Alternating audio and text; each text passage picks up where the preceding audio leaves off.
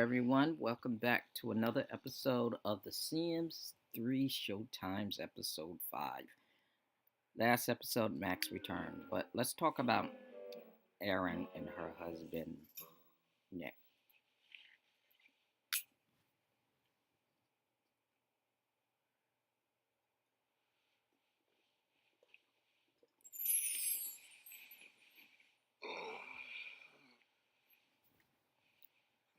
Excuse me.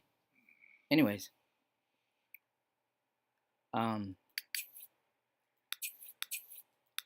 Erin won't be able to have a baby, basically because she was in an accident a couple of years back, and so now she won't be able to conceive and have a child. Back Nick and her were struggling the most to try to have a baby, and problem was that Nick his sperm count was really low, and so he could not get his wife pregnant, and so they were trying and trying and trying until finally, with all the tests from the doctors, results, what happened was that they were improving his sperm count, and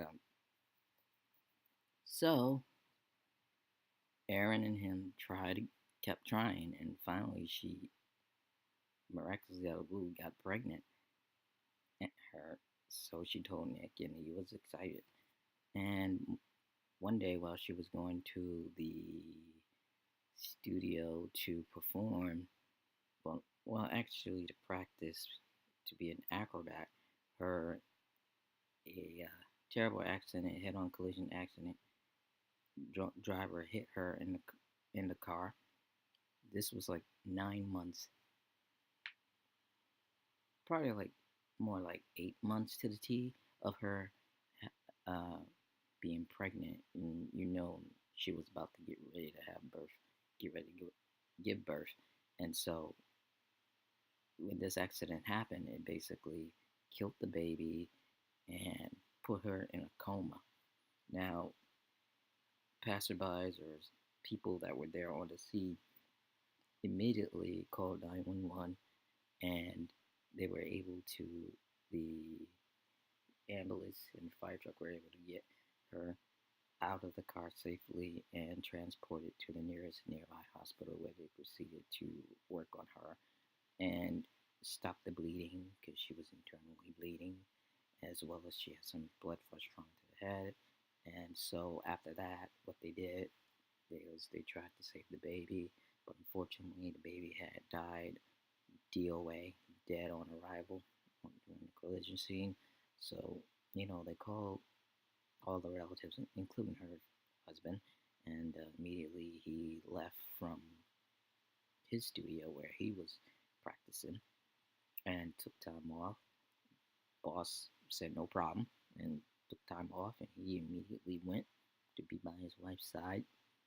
And he was just in a distraught. He was afraid he was going to lose his beloved, and he didn't know what he was going to do. And so Erin eventually came to, and you know, she asked the doctor basically what happened to her child, and the doctor broke it down to her that baby died immediately on the scene. She was crushed and distraught. Nick, he didn't know. He was hurt too. He thought they had saved the baby. He didn't want to find out until his wife was okay, because he was more worried about her and concerned. I mean, don't get me wrong, he was happy that he was going to be a father, but his main concern was his love, his woman right here, carrying the child, because he didn't want to be a single father left stuck with the baby. Not that he didn't mind taking care of his own child, but he would want his wife to be around to see the baby, since they were both looking forward so much to having a child together. So the news devastated Erin. So with rehabilitation, she got back to learning how to walk and so forth. But she never really got past the death of her baby. And Nick pretty much took it very hard the first couple of months, but he was able to recuperate, get back together, and be himself. He wanted to be strong for his wife. He didn't want to show his wife his vulnerable side because he wanted to be her support, her shoulder, her strength at that time. She needed it the most, and he wanted to be there for her. She drank a lot, she ate a lot, she just didn't care. She began to gain weight, and she was in a gloomy state. She didn't put makeup on. She didn't care about her hair, and she didn't go out. And Nick was very worried about her, and he said to her, "Are you okay?" And she says she would always say, "Oh, I'm fine. Nothing's wrong." But Nick knew she wasn't okay. So one day he sat her down on the couch and was like, "What? Look, I know you're probably still upset about the loss of our child, but I need you to pull it together, get back together, and we can figure this out. There's always adoption service. You always can adopt." And basically, Erin just poured her heart out to him. Like, I feel like this is my fault. I should have been more protective of my baby. I should have, it should have been me in that car accident that died, not my baby. And Nick's like, "Don't say that. I can't even imagine what my life would be like without you right now. I love the child, and I'm distraught that it gone, that our baby is gone. But listen, honey, I need you in my life. You are important to me. And yes, I would love to be a father with and for you to have my child. But you're also just important as the baby is important." And she was like, "I'm hurt, distraught. I don't know what to do, where to go." He's like, "I'm here for you if you need to just let it out and just confide, let it out in me. You know, she's, I don't want to put the pressure on you. I don't want to." And he's like, "It's not a pressure because I love you and I want the best for us. And not only that, I want to see you the way you were before the accident." And she, she listened to him, and as time went on, moved forward, basically, she eventually got back to herself, and she and her husband pulled close together in that time of, tragedy. They pulled closer together and got closer together. And now, fast forward to here we are now, her and her husband, as you can see, he wants to have another baby with her. She basically sat down and said to him, "You know, that tragedy, it, you're right, I've been thinking. Ultimately, I would prefer to have a child of my own from my body and from your sperm, your body. You know, genetics, bring our genetics together. But seeing that's not possible now because I can't ever give birth, then honey, yes, I agree with you. We should adopt." And Nick was like, "Thank you. You finally got it. You finally understand. Yes, it's painful, but at least we'll raise the child no different like it was our own. We'll love it, give it all the care in the world like it was our own." And Erin's like, "Yes, yes, I agree with you. Yes." And she's very grateful to have her husband by her side. He is really her rock, her strength, her knight in shining armor. He will do anything to protect her, regardless. no matter what. And she knows that. And he knows that she knows that. So yeah, that's Erin's story, a little bit right there, a little dark story. I mean, I didn't tell you guys her story. I had her story already plotted. I knew what it was about, what her history and everything. I just forgot to tell you guys about it. And meanwhile, we got a little sibling rivalry over here with Adja and Winter. Winter basically feels like she's in her sister's limelight. She's trying to break free from that. She wants to be her own independent woman, and she wants to do her own thing as far as music goes. She's felt that her sister has always had it easy, and as far as boys and her looks and being the favorite of her mother, she feels like she is she's like she feels like she's the outcasted one in the family and not loved. But of course, that's not true because Brigitte loves both of her daughters. But at the same time, she's jealous of her sister because her sister is thinner than her and you know doesn't have much doesn't have a struggle with her weight, even though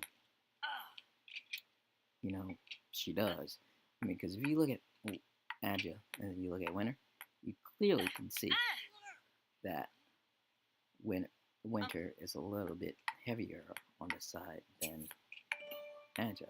So that means that you know Winter had to work much more harder to lose the weight, but I know her personality. She's more of the I'll eat whatever I want to eat and not worry about not worry about the repercussions. Whereas Agile, on the other hand, is like I'm going to eat healthy and at the same time work out. So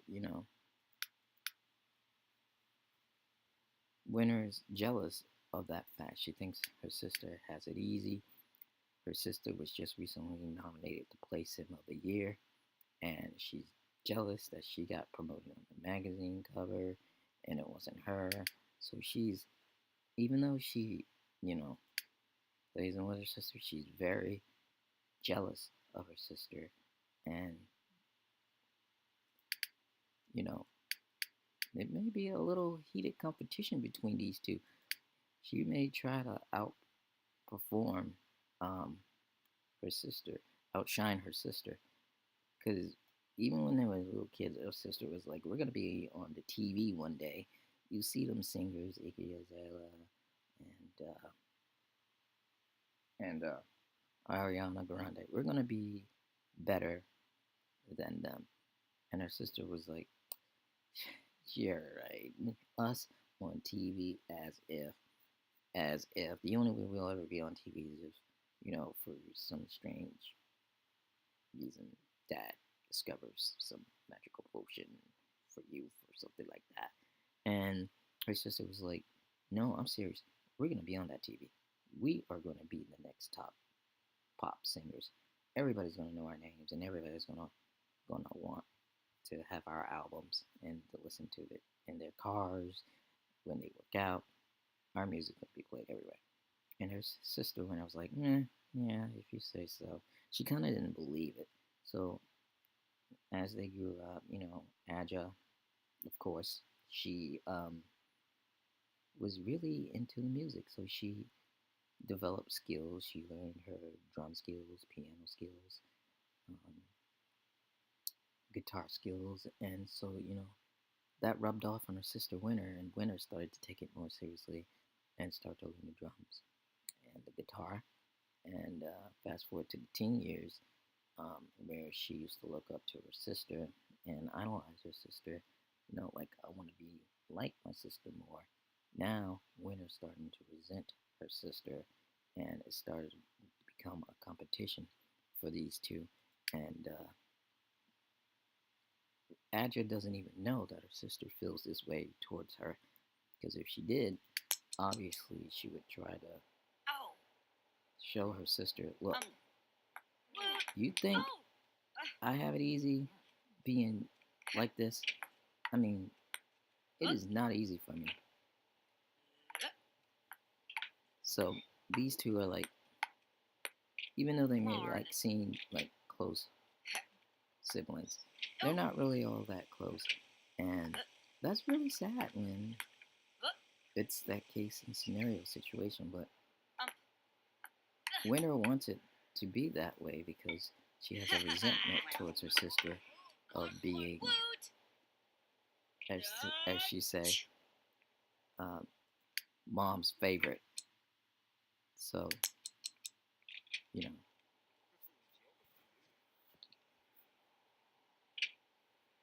So it'll be interesting to see where this story is going to develop, if Adja is going to eventually turn around and realize her sister's envious of her, or she's going to, or Winter is going to actually turn around and realize that, her sister is no different than her, struggling to become successful.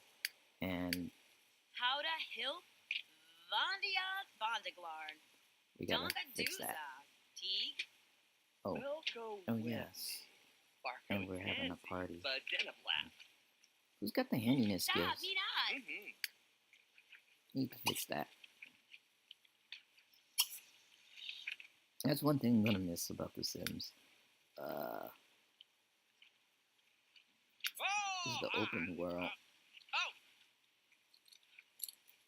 What's she doing? Oh. Oh, okay. Well, yeah. What's she doing? She's going to sleep. So, did Brigitte come yet? Oh yeah, guys. Another thing is that Brigette's actually pregnant.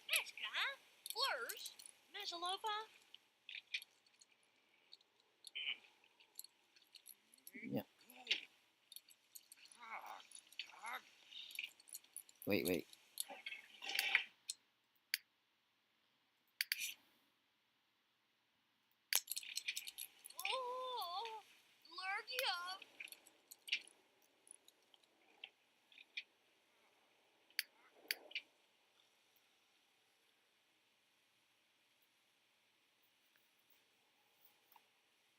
So let's talk about generations, and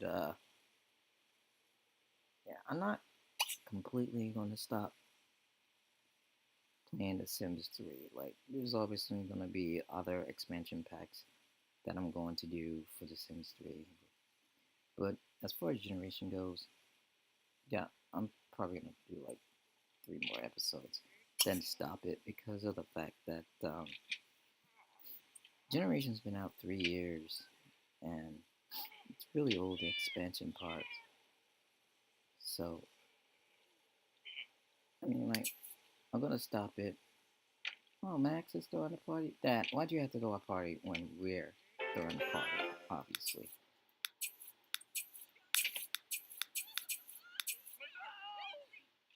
Anyways.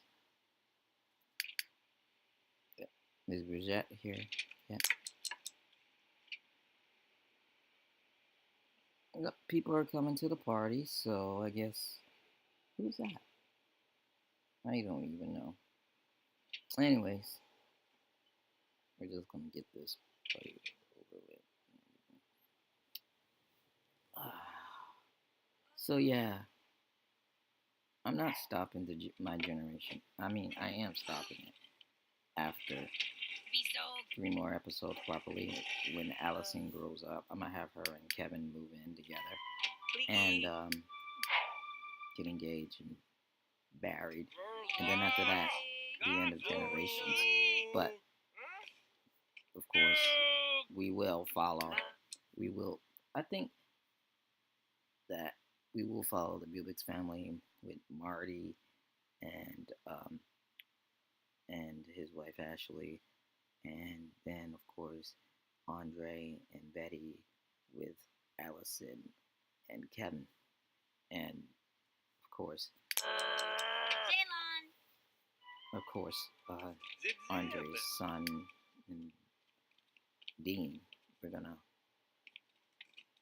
have him in the game, so that would be fair. That would be 100% fair, in my opinion.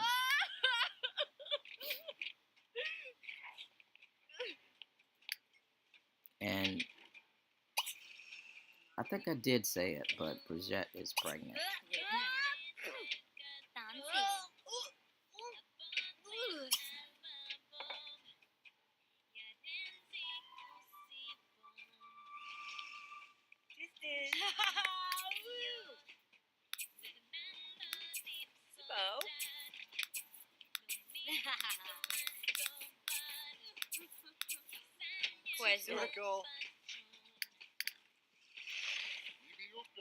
We definitely have to get them a better relationship.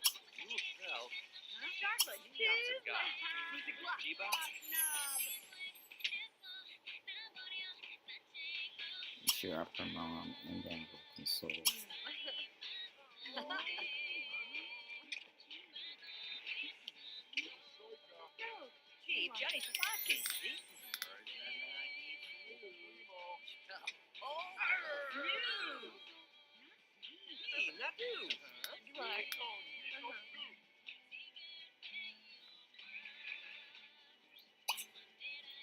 So we're gonna go and open up the presents.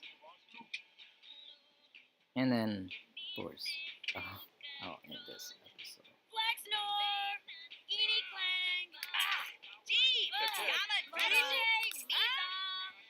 Max, come on.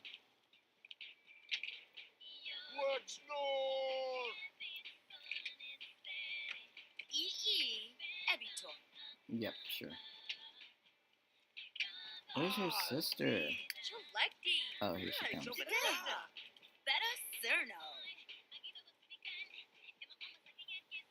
Is everybody here? I think everybody's here. So this will be pretty cool. Yep, everybody's here.